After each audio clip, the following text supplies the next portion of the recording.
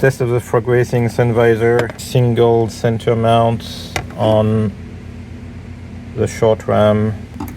So here, that's 1.75" bar. Okay, and cut.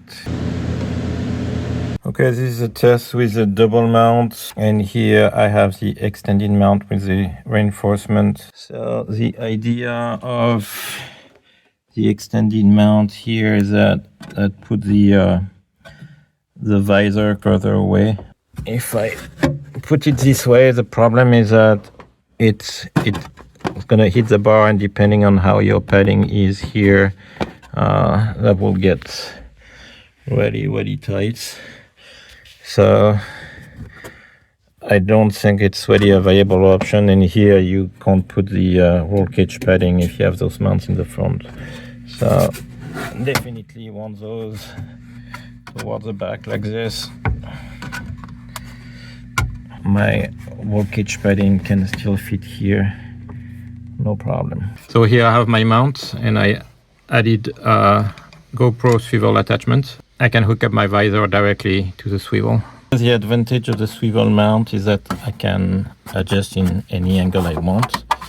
So here when it's put away, it gives me a little bit more length. But when I put it down, I don't have to be aligned with the hook anymore. Like at an angle, I can have it really flat in front of me and have the angle I want. Here we are testing the sun visor. I can bring it down like this, up. So I have a swivel on the hook. I have another swivel here, but the top swivel is the easiest, and I can really adjust it any way I want. This is a prototype. There won't be a logo on the final product, but pretty stable. And I can fold it away if I want it out of my way. Here you can see there is barely any vibration, so it's working really well. And here I have it on a swivel mount, so I can orient it any way I want. And it blocks perfectly from the sun.